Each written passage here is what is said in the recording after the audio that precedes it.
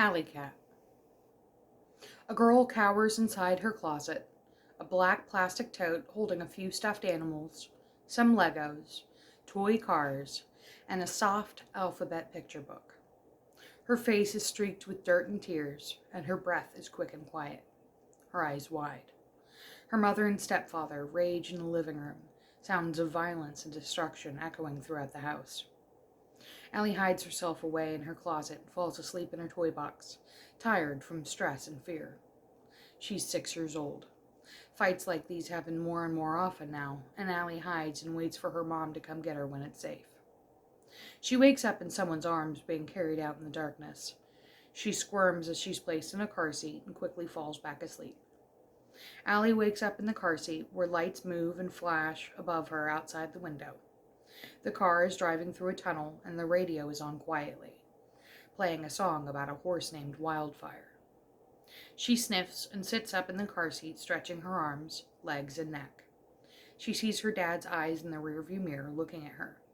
They are bloodshot, and he looks tired and scared. "Hey, alliecat," he says shakily. "You awake, baby girl?"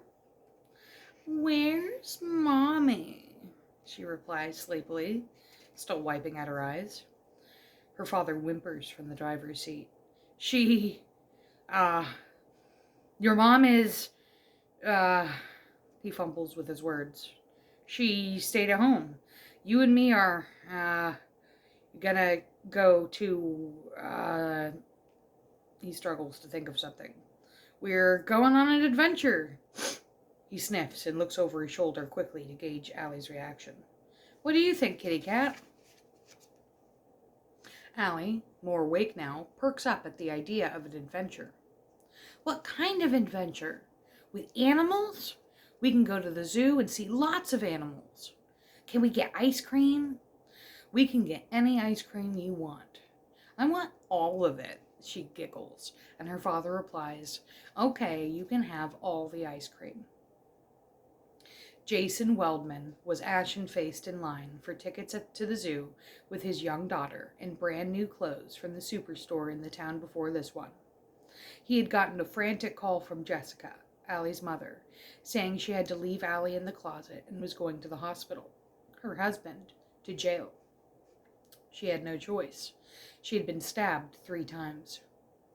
Jason has gotten there as soon as he could, and Allie was still asleep in the arms of a policewoman who packed her in the child seat for him. Allie had not been harmed. She's okay, he thought to himself. At least he didn't touch her. Together, father and daughter wandered the zoo, looking at the different animals. Allie's favorite animal was the 2-toed sloth, and to her delight, her father was able to buy her a popsicle shaped just like one. Leaving the zoo, both of them were trying to decide what to have for dinner when Jason got a call.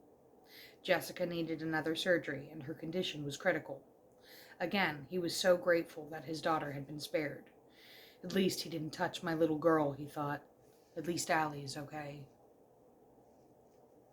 At dinner, Jason noticed his daughter squirmed a lot and couldn't really sit still. He couldn't quite make out what little dance she was doing.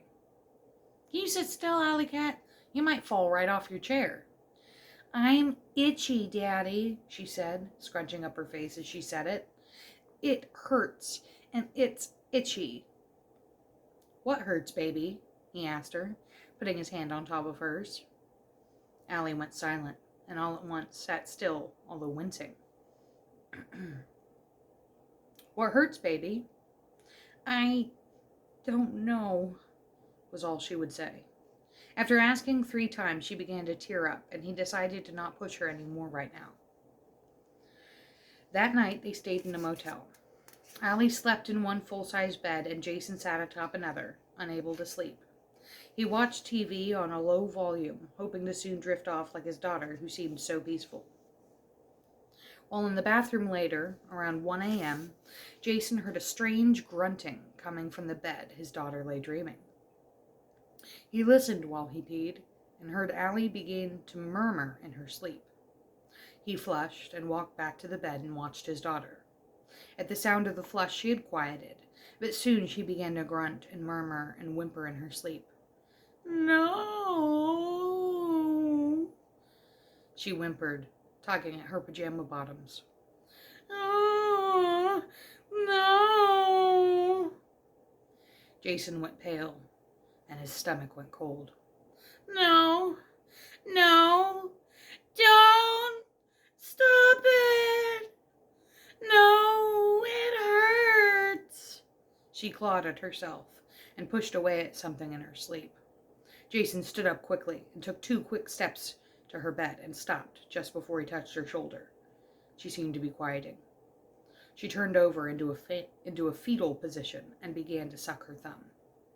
Allie hadn't sucked her thumb since she was 2 years old. A horrific bell rang in Jason's mind. What on earth was she dreaming about, and why was she itchy and uncomfortable? He decided he was taking his daughter to an emergency room in the morning. He climbed in bed and switched between watching her and looking up pediatricians online, and found a pediatric hospital within 50 miles with an emergency room. He would take her there. In the morning, he got Allie a big breakfast at IHOP, where they laughed and goofed off together, and she giggled and laughed and smiled. After they had eaten, while waiting for the check to arrive, Jason decided to talk to his daughter and prepare her for what was about to happen. We're just going to go see a doctor there about your itching. They can make it better. I don't think so, she mumbled, suddenly quiet again. She looked down and stopped sipping her chocolate milk. Why do you say that, alliecat? Allie's eyes welled up as she said, I want to die. Stunned, Jason asked her why. She refused to answer other than I don't know, and again, when pushed, she only cried. The waitress dropping off the check gave her a pitiful look and then looked at the dad disapprovingly. Jason paid and they left. On the ride to the hospital, Allie was sullen and quiet. His happy, giggling girl looked almost suicidal. She had said she wanted to die. Jason's heart broke for her, and more than one tear escaped him as he pulled around to the emergency room parking lot. As he parked the car and took off his seatbelt, Allie piped up from the back seat. I don't want to. Jason got out and opened her door, to which she responded by yelling, I don't want to! She kicked at him as he tried to unbuckle her. He pulled back, wincing when her foot collided with his wrist. He snapped at her to stop it. She started to cry and kick harder, so Jason had to unbuckle and carry her into the emergency room, kicking and screaming. He did his best to hold her while he filled out the paperwork. Reason for visit, itchy, painful urination, ? He was lost in thought after being told to wait in the room with his daughter for just a moment, and she was becoming quiet again. Please, Daddy, no. She tugged at Jason and looked at him with such a sad look in her eyes, it broke him inside. The doctor will make you better, alliecat. She looked down and just whimpered. Jason hugged her tight and told her, no matter what, I love you. Jason stumbled out of the emergency room, carrying Allie and more guilt and shame than he had ever before. He packed her into the car seat. She was once again sound asleep. As Jason got behind the wheel, he willed himself to hold it together. He couldn't lose it. He drove back towards his home and thought about the results of the tests and exams performed. They had told him that his daughter had significant vaginal tearing, and an STD test came back positive for syphilis. Police had been called, as well as CPS, and multiple statements were taken, and charges were filed. Allie had broken down and cried at every attempt to question her about her condition, but police verified that Lewis, Jessica's husband, had admitted to assaulting Allie and stabbing Jessica in retaliation for her promise to put him away. Daddy? Jason looked into the rearview mirror at his daughter. Yes, baby? I don't know. She whimpered and looked down. She wrung her hands together and whimpered softly. I know, baby, he said back. They both cried quietly on the long drive, the future for both of them uncertain.